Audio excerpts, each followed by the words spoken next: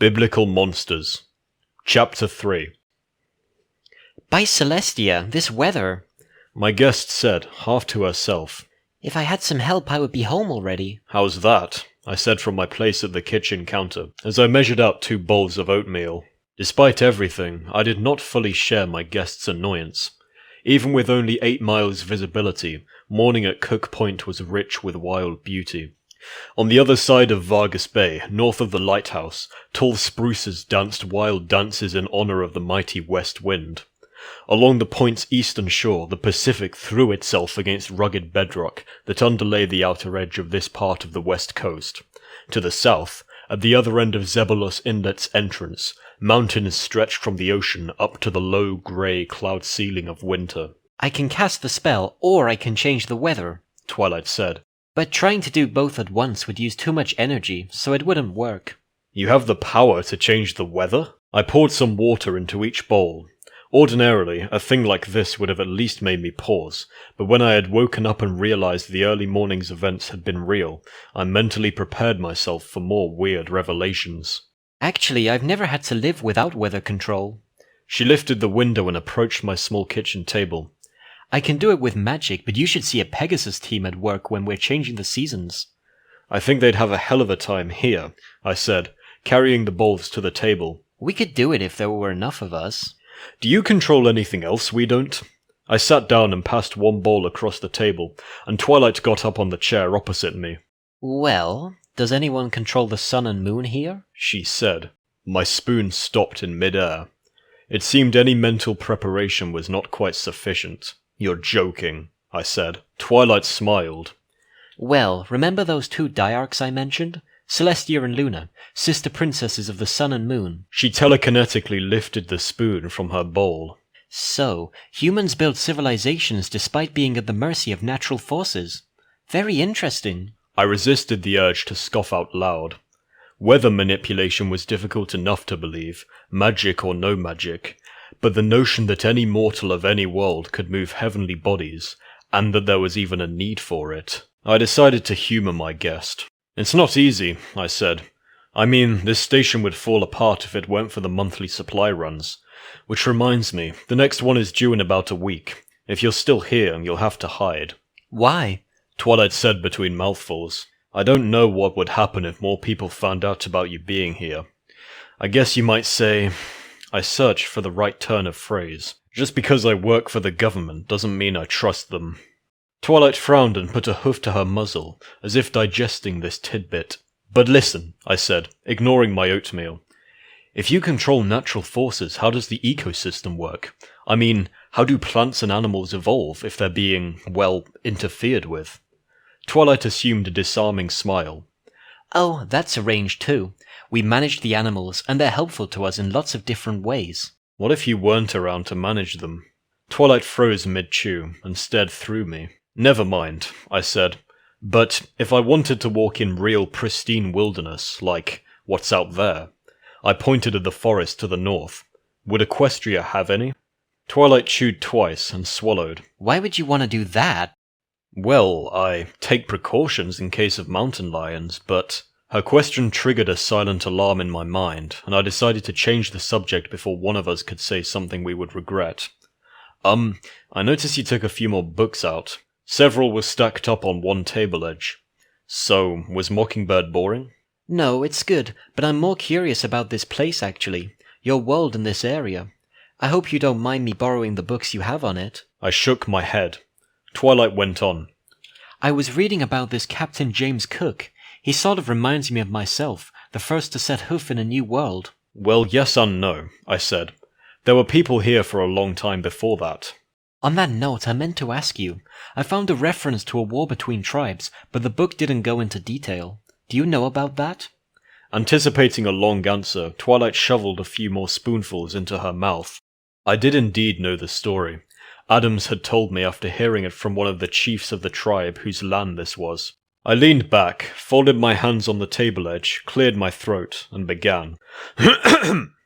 Once there were 2 native tribes. I can never remember how to pronounce their names, but one lived at the point near where we're sitting now, and the other lived up at the Zebulos Inlet's end, to the northeast. For 2 years, the tribes fought a terrible war. Over time, the inlet people lost more and more ground to the people of the point. It began to seem as though the outnumbered inlet people were doomed. Then British colonists came in wooden ships, armed with muskets and cannons. They declared this place their territory, and both tribes subjects of the Crown. Since the Crown reserved the right to use violence, they stopped the war at gunpoint. So the inlet people were saved? Twilight said. More or less. I decided not to tell her about the ensuing losses of language and culture. Unpleasant details could wait until she was more familiar with this world. Where's the Point tribe now? They left to find work elsewhere, I said. This was true. They only visited their traditional grounds in large numbers around the middle of summer. Twilight gazed out the window, chewing slowly as if considering this. I took the opportunity to dig in. By the way, she said after a couple of minutes, I hope I don't drive a wedge between you and Mr. Adams. I think he'll be fine, I said. He just needs some time to sort things out. He usually comes around in the end. This was half true. By necessity, he always found a way to function among those he disagreed with, even if nothing would change his mind. I rose, selected a mug from the overhead cupboard, and filled it from the coffee machine that had been gurgling in the background. You know, Twilight said, you're both lucky. Not everyone gets a chance to entertain a princess. Come again? No sooner had the words left my mouth than more details of that morning's introduction began to return to my mind. She put a hoof to her snout and giggled. Well, it's really an honorary title, and I only got it a couple months ago. I don't have any real authority except for what Princess Celestia grants. So, what Celestia says goes, eh? I had been meaning to ask this. Of course. You know, since you helped me, you'll get to meet her. But try not to look too awestruck when you do. Why? I said. What does she look like? Well, she's an alicorn, like me. Tall and pure white. The mug dropped from my hand and shattered on the floor, splattering coffee and shards across the tiles. Twilight yelped. I stared at the mess. Twilight looked first at it, then at me. Are you all right? She said. Sure, just fumbled. And behold, a white horse. A magenta glow enveloped the grey fragments and dark brown puddles, and raised them up and into the kitchen sink, leaving the floor pristine. Thank you, I said. Went forth conquering, and to conquer. With some effort, I pushed the unwelcome thought from my mind. Checkmate. What, again? Out of 9 games so far, I had only won the first. This time she had lured me into a particularly cunning trap. The pieces glowed magenta, rose from the table, and arranged themselves for another game, faster than human hands could have done. Are you sure you don't have this game in Equestria? In response, Twilight smiled impishly. It was the afternoon of the second day of Twilight Sparkle's visitation. Since yesterday's conversation over breakfast, I had more or less left her to her own devices, and she had torn through several more of my books, plus almost half a box of relatively recent newspapers. After a while, she had found my chess set. There had been no break in the weather. I guess I just really want my pieces to succeed, Twilight said with a little half-smile. Why's that? I said. With all her powers, the Queen reminds me of Princess Celestia, and this one... The knight levitated up. Reminds me of my brother. That's another reason I want to get home soon. By now, my friends will be looking for me, and I'm sure there's a reward for whoever finds me. That would be you guys. She set the piece down and propped herself up in her chair. Speaking of home, I would like to grant you a royal boon for having taken me in. She leaned forward, placed her left hoof on the table, and raised her right hoof grandly. When I go back to Equestria, you shall be my guest at Canterlot Castle. Another bombshell. My mind whirled at the idea of going to another world, but I could not begin to imagine what I might find there. I'd love to, and I'm flattered, of course, but I can't abandon my post unless I'm relieved. We have a skeleton crew as it is. I had to force the words out, one by one. You understand, if someone out there is in distress, or something happens to my boss, it would be a matter of life and death. Maybe some other time. Oh. Twilight lowered her hoof. Well, that's all right. Princess Celestia and my friends can thank you personally when they get here. Get here? Well, I had meant to surprise you, but... Twilight leaned back, a pleased smile on her muzzle. I have it all figured out. Soon the whole human race will be glad I came here. Your books and newspapers have shown me that you and other fine humans have always had to live with chaos and disharmony, natural disasters, wars, and so forth. She rose and began pacing back and forth, her chest puffed out and her tail swishing like a small cape. Her face and voice glowed with pride. In this place, hundreds of years ago, Captain James Cook met this land's people for the first time and made history. Now, I want to do the same. Equines and humans will move between worlds, trading not only goods, but ideas. You'll especially like our weather services. Imagine it. No more droughts, forest fires, or hurricanes. My weather spell shield is just a small version of the Crystal Empire's big dome shields. They can make a whole city like summer, in the middle of the frozen north. We'll pacify the animals too. You won't have to worry about mountain lion attacks anymore. We could even stop all those wars. I mean, who's gonna argue with some pony who can create a tornado? As she spoke, a horrible feeling crept over me. It began in my stomach, ran up my spine, and ended in a sharp nagging thrill of danger that prickled at the back of my head. I took a deep breath and let it out slow. "Well," I said, picking my words one by one, "that is a promising idea." Really? Twilight said. You'd be crazy to turn down an offer like this. It's a lot to take in. I rose and began working my way to the door, keeping my front towards Twilight. "I think I'd better tell Adams about this, just so everyone's in the loop." Good idea, she said, stepping forward. I'll come with you. No, I said. I don't know what he'll think about this, but I know he trusts me. I'll bring him over if he's into it and we can all discuss this. Half a minute later, as I crossed the 15-odd meters between the two houses, I tried to feign nonchalance in case Twilight was watching me from a window, but I couldn't stop my legs from moving just a bit faster than usual. Chapter 4. So, we were both right, I said, my agitated pacing coming to a halt. She may not be biblical, but she's definitely a harbinger. Adams, leaning back in his chair, had listened in silence to the account of my conversation with Twilight. His brow deeply furrowed, he stared at the bare surface of his kitchen table. Finally, he spoke. "The devil has many servants." I slammed my palms on the tabletop. "Never mind the devil! I'm talking about invasion!" It was the first time in my life I had ever raised my voice to a superior, and I mentally prepared for a reprimand. But Adams remained calm. "If you are right," he said, "and she is neither infernal nor divine, then she doesn't know what humanity is capable of." His words, and the realization that followed, drained most of my anger, almost in an instant. Actually, she might. I took a step back. Because I let her read my books, but I don't know how much she knows, and damn it, I should have known better. I began pacing again.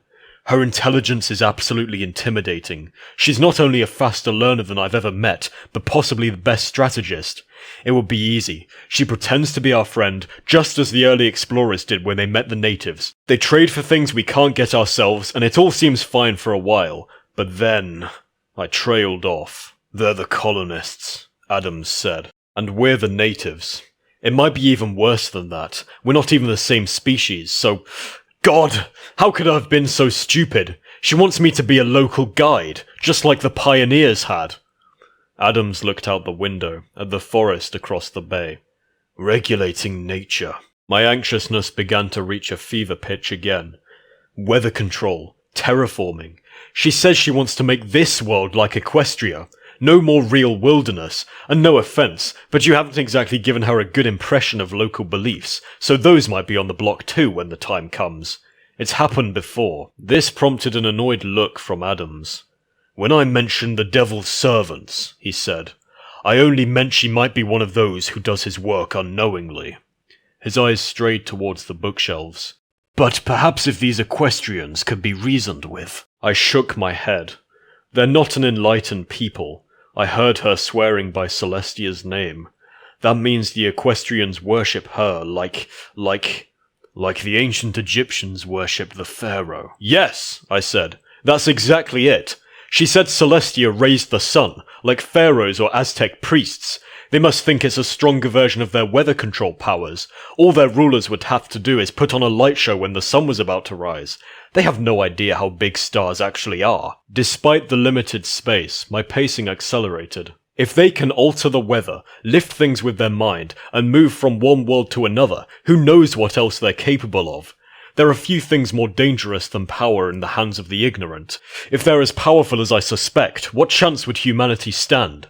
When she said she'd bring peace to Earth by force, I ran one hand down the back of my neck, trying to banish the prickling dread.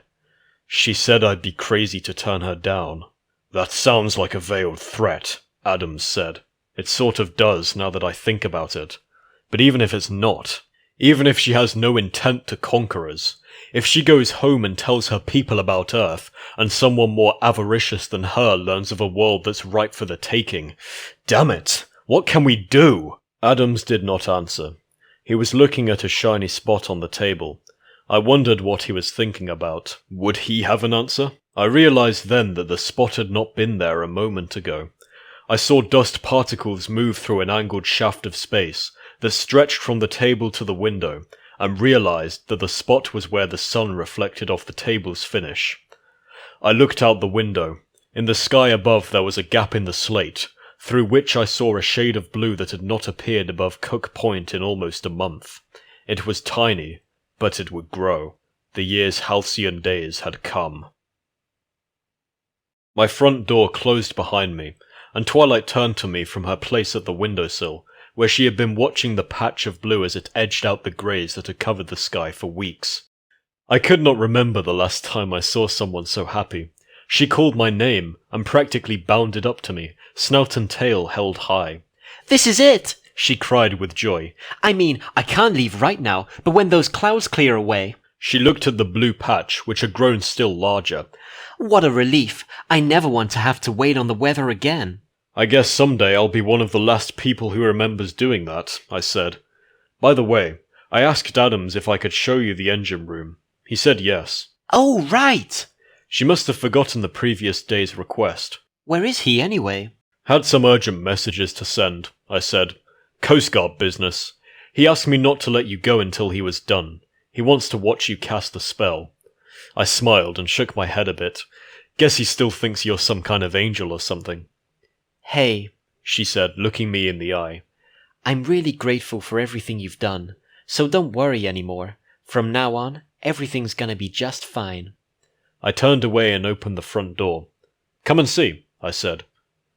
A moment later we stood in the engine room's foyer. I pulled a pair of earmuffs from a rack on the wall. We're about to pass through a mostly soundproof door, I said. It's loud enough in there to permanently damage your hearing, so you'll have to wear these. "I don't think they'll fit me," she said. "Here." Her horn shimmered, and sourceless light appeared within her ears. "All right, let's see them." I put the earmuffs on, opened the door, and led her in. The generators were two identical masses of cylinders, plate metal, bolts, wires, ducts, gauges, and more. We alternated their use month by month, and now only the one on the left was running. I led Twilight towards it, and pointed out the gauges, and the decals that spelled Danger Hot, as well as the only external moving part, the blunt end of the crankshaft, which stuck out the engine's front, and was protected around the top and sides, but not the front, by a metal shield. As Twilight peered closer at it, I waved her away. If any part of her main had touched the whirling cylinder, it could have pulled her into it and destroyed the machinery. Off to one side, there was a door to a small utility closet. It was unlabeled, and painted the same gunmetal grey as the walls, so hardly anyone seeing the engine room for the first time would have given it a second glance. Twilight had not noticed the peephole recently drilled in that door.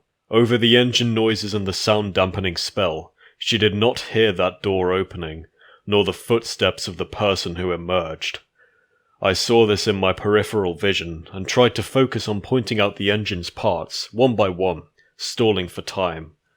But when I glimpsed the figure standing just behind Twilight, with a sledgehammer raised above its head, my treacherous eyes turned and fixed upon it. Twilight looked up at me, and saw the direction of my gaze. She began to turn around.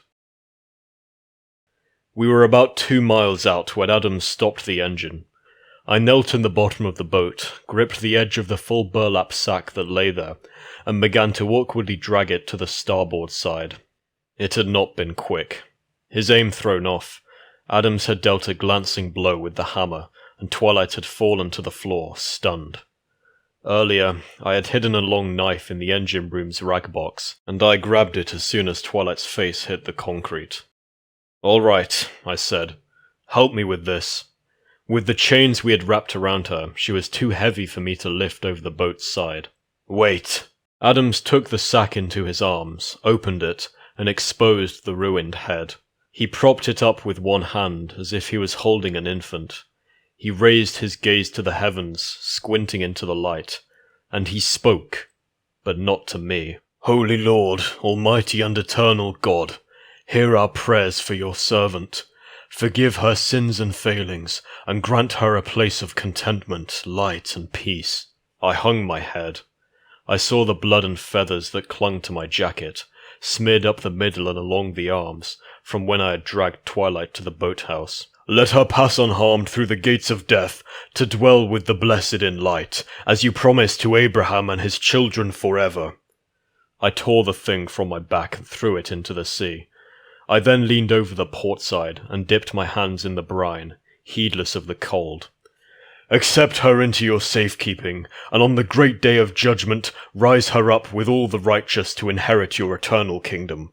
We ask this through Christ our Lord. Amen." When I withdrew them, there was still red under my fingernails. I tried in vain to scrape it out.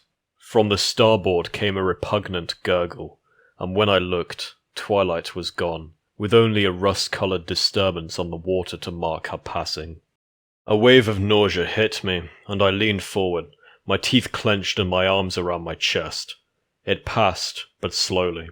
"You all right?" Adams said. "Seasick," I lied. "Yeah." Adams grimaced and stared into the water. "Me too." The return journey passed in silence. As we approached the high peninsula of Cook Point, I looked up at the station, and for the first time felt none of the warmth or pride the sight usually afforded. The empty buildings were tombs, and the light in the tower was a judging eye that glared into my soul. We tied the boat up at the dock, and began to ascend the long ramp to the station proper. Halfway up, I halted. Adams didn't notice until he was a couple meters ahead of me. He stopped and looked back. "I guess someone had better mop up the engine room," I said, unable to meet his gaze. "I'll do it," Adams said. "You have a weather report in a few minutes." Adams... I gathered my courage. What if we were wrong? For a long moment he stared at me, then turned and continued up the ramp. I followed behind. He reached the top before I did, and froze. Lost in thought, I did not notice this at first, but when I caught up and stood beside him, and looked out upon the concrete landing at the station's centre, I did the same. I beheld a white horse. It had wings folded at its sides. There was a single long horn on its forehead. It wore a golden crown. "Salutations," it said in a woman's voice. "Do not be frightened. I'm looking for my student." The end. Right, so there it was. Biblical Monsters. My all-time favourite fanfiction. And it was hard to read. Very hard to read. I was worried, actually, because I read this for the first time maybe 6 months ago. And it made me think so hard and for so long afterwards, just about everything. That there's so many like brilliant themes in this story. And I was just thinking about them for days on end afterwards. But I was worried about this because Twilight is my favourite pony, and this was really hard to read because of that. During this reading, after she is killed, I had to take a break because it is horrible. It is so horrible. And the story portrays her in such a great way. She's so accurate. And the fact she's so happy and just curious, innocently curious about the engines, and then she's killed like that is so horrible to me. But there it is. That's part of the reason this story, I guess, has affected me so much, is because of that sadness, that, you know, about Twilight's death. But the story is more than just the death. It's a story about humans' fear, like, you know, how they let their emotions and fear get the best of them sometimes. Yeah, there was a lot of people hate the ending, which I think is crazy, because there's no story really without the ending. The story doesn't pick up until chapter 3, and at that point, you as the audience, or at least personally when I first read this, I was afraid of Twilight in a way. In fact, I was slightly afraid at the end of chapter 2, but it's not until chapter 3 that you really start to realize, oh shit, this is actually really fucking bad. Because it takes the show's logic of the sun and moon moving on their own, weather being created, manufactured, animals being controlled, crops and plants being controlled, and it presents that in our world, and that, I think that's a terrifying thought, truly. And it combines that with the fact that these ponies are, in a way, superior beings. They have they've got this magic. They are so much more powerful than a human. Like Twilight says, there's a line where she's like, who's going to argue with some pony who can create a tornado, right? Yeah, who is going to argue with that? But that's what makes it so terrifying. And you know immediately when the narrator says, hey Twilight, come check out the engines, you know immediately that there's something fishy there. So, brilliant setup and direction by the author. Really, really amazing story. What I really love is the story, it does keep you guessing, right? Because you're wondering, did Adams and the narrator make the right choice?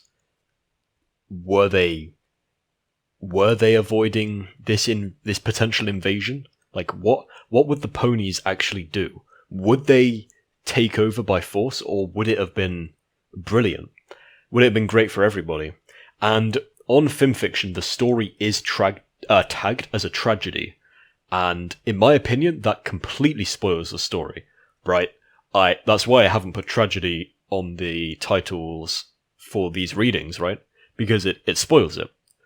But tragedy also, I think it's also a bad tag, because it also implies that, yes, Twilight was in the right. She was completely fine. Like, everything was all good. She was a good girl. But I think that, in a way, removes, like, the ambiguity, which I always love in a story, by almost confirming that Twilight was in the right. It does detract from it. But apart from that, story doesn't have to be the most well written for it to be great, in my opinion. I'm not saying that this story is badly written. In fact, I'm not saying it's either good, well, or bad, poorly written. Because I couldn't tell you. I'm not that good at literary analysis or whatever. But regardless, I think this story is brilliant. It will be my favorite for a long time, I feel. I doubt there's a better story out there. There might be. I am yet to find it, and if I do, I will likely do a reading of it. So yeah, that's all from me. It would be brilliant if you liked the video and commented, especially. Just tell me what you thought of it. Did you like it? Did you not like it? Did you like the ending? Did you not like the ending? Tell me about how you feel.